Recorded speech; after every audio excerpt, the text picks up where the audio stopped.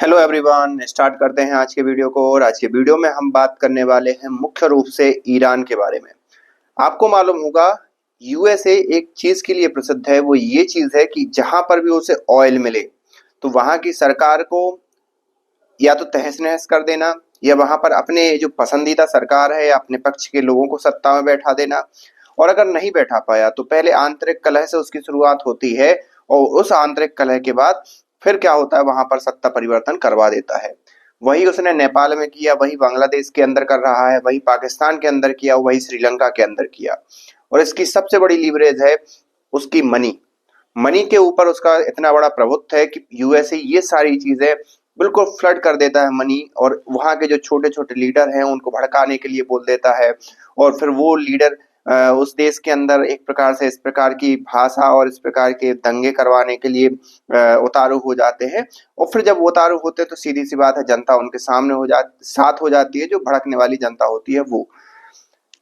हाल ही में बात कर रहा हूं मैं ईरान की। ईरान में भी लगभग 12 दिनों से पूरा आंदोलन चल रहा है, और आंदोलन का मुख्य कई वजह हैं। 2022 में भी आंदोलन स्टार्ट हुआ, 2019 में भी आंदोलन स्टार्ट हुआ।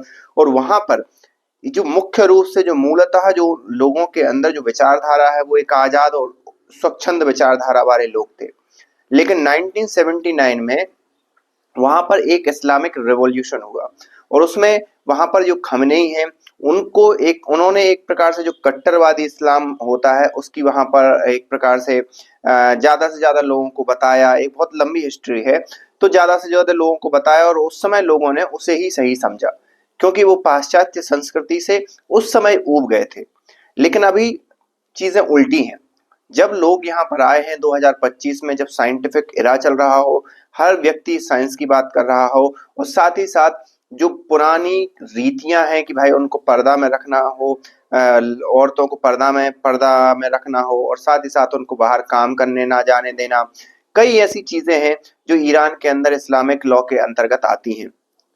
उससे जो लोगों के अंदर जो एक स्वाभाविक प्रवृत्ति थी आजाद होने की, वो ना केवल ईरान के लोगों में कई जो भी एक स्वाभाविक रूप से व्यक्ति होता है, पुरुष होता है, व्यक्ति एक आदमी होता है, या जो औरत हो, जो भी एक प्रकार से मनुष्य की प्रजाति जो होती है वो स्वाभाविक रूप से स्वच्छंदता पसंद करती है।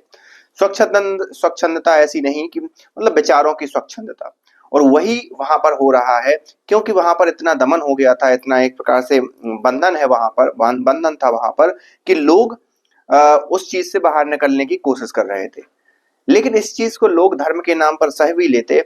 लेकिन जब आर्थिक तंगी वहां पर आ गई तो आर्थिक तंगी ने इस प्रकार का खेल खेला कि वहां की जो जो लोगों का गुस्सा है वो अपनी सरकार के प्रति फूट पड़ा। और जब सरकार के प्रति फूट पड़ा तो उन्हें लगा कि लोकतंत्र अगर आ जाए तो चीजें बहुत सही से नॉर्मल हो जाएंगी।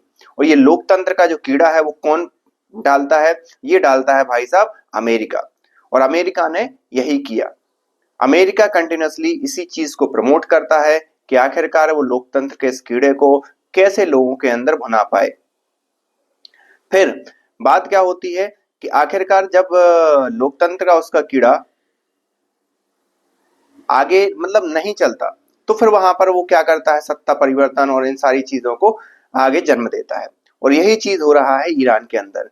ईरान के अंदर जो अभी जो पहली बार ऐसी स्थिति बनी है कि लोग इंटरनेट बंद कर देते थे, ये तो एक आम बात थी। लेकिन अभी हाल ही में जो वहां की सरकार है उसने ब्लैकआउट कर दिया। ब्लैकआउट मतलब पूरी जगह की बिजली काट दी। और जब ब्लैकआउट किया, कुछ उन्होंने आर्थिक एक प्रकार से उनको सहायता भी दी लोगों के लिए, लेकिन साथ ही साथ उन्होंने एक फर्म रवैया भी अपनाया, और उसमें कई लोगों की जान गई। लगभग जो रिपोर्ट्स आ रही हैं उसमें लगभग 24 से 25 लोगों की जान जाना बताया जा रहा है। कई बच्चे भी शामिल हैं। इसके एवज में जब राष्ट्रपति ट्रंप से इसके बारे में पूछा गया कि ईरान की जो समस्या है उस पर आप क्या देखते हैं, तो उनका कहना यही था कि ईरान अगर इस प्रकार का दमन जो पहले कर चुका है वो फिर से करेगा तो अमेरिका उसका कड़ा जवाब देगा। और ट्रंप या पूरा अमेरिका ईरान के पीछे क्यों पड़ा रहता है, इसके लिए किसी को ये समझाने की जरूरत नहीं है, क्योंकि ईरान के पास जो क्रूड ऑयल है वो बहुत ही रिफाइंड क्रूड ऑयल है, वो भरपूर मात्रा में है। और जहां पर भी क्रूड ऑयल है वहां पर यूएसए अपना प्रभुत्व चाहता है। सारी मिडिल ईस्ट कंट्री को यूएसए का संरक्षण प्राप्त है, क्योंकि वो यूएसए की सुनती हैं। तो यही कारण है कि यूएसए ईरान को बर्बाद करना चाहता है। अब आगे क्या होगा कि जैसे वेनेजुएला के राष्ट्रपति को यूएसए ने उठा लिया, वही ईरान के साथ करेगा, या जो भी घटनाक्रम होगा वो आगे आने वाले समय में पता चलेगा। लेकिन हाल फिलहाल में जो अपडेट है वो यही है। आप इस बारे में क्या समझते हैं, आप हमें कमेंट करके बता सकते हैं। मिलते हैं नेक्स्ट वीडियो में, तब तक के लिए थैंक यू।